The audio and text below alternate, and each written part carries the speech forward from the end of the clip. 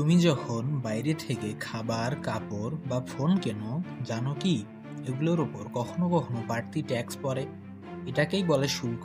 কিন্তু কেন দেশগুলো বিদেশি পণ্যের উপর শুল্ক বসায়? এটা কি দেশের জন্য ভালো নাকি ভোগান্তি? আজকের এই ভিডিওতে আমরা জানবো কি, কেন আর কিভাবে শুল্ক আমাদের প্রতিদিনের জীবনে প্রভাব ফেলে। প্রথমেই জানবো শুল্ক কি। শুল্ক হলো সরকার কর্তৃক আমদানিকৃত বা রপ্তানিকৃত পণ্যের উপর ধার্য করা একটি কর বা শুল্ক।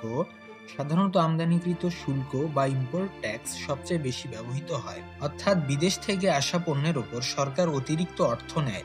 শুল্কের ধরন বিভিন্ন রকম হতে পারে, যেমন কিছু শুল্ক স্থায়ী, কিছু অস্থায়ী, আবার পণ্যের বৈচিত্র্য ভেদেও হতে পারে। এবারে জানবো শুল্ক আরোপের ইতিবাচক দিক সম্পর্কে। শুল্ক আরোপের সবচেয়ে ইতিবাচক দিক হলো এটি স্থানীয় শিল্পকে রক্ষা করে। বিদেশি পণ্য যদি বাজার দখল করে নেয়, তবে স্থানীয় কারখানা ও উদ্যোক্তারা টিকে থাকতে পারবে না। তাই শুল্ক তাদের একটি নিরাপদ পরিবেশ তৈরি করে, যাতে তারা সুযোগ পায় নিজেদের প্রযুক্তি, উৎপাদন ও দক্ষতা বাড়াতে পারে।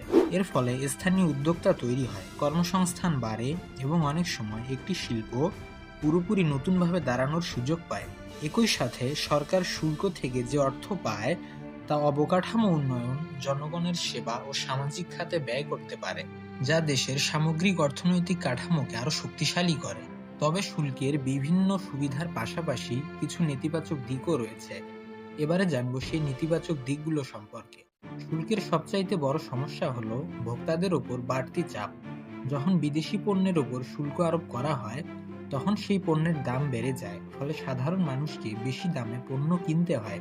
এছাড়াও দীর্ঘমেয়াদী শুল্ক স্থানীয় শিল্পকে অলস ও প্রতিযোগিতাহীন করে তুলতে পারে। যখন কোনো শিল্প জানে যে বিদেশি প্রতিযোগিতা নেই, তখন তারা উৎপাদনে দক্ষতা বাড়ানোর প্রয়োজন বোধ করে না।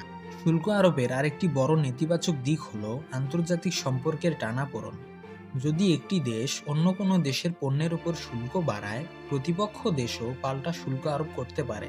এর ফলে দুই দেশের ব্যবসা বাণিজ্যের সংকট তৈরি হয়, রপ্তানি কমে যায় এবং বৈশ্বিক বাজারে অস্থিরতা দেখা দেয়।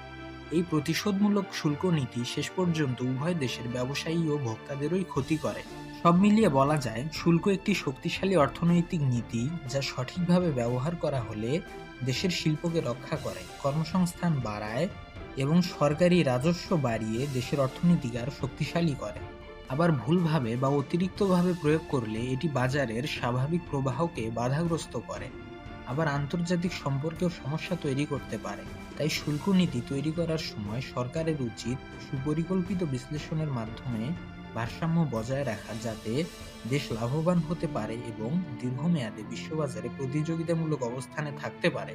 ভিডিওটি যদি ভালো লাগে তাহলে অবশ্যই চ্যানেলটি সাবস্ক্রাইব করবেন। ধন্যবাদ।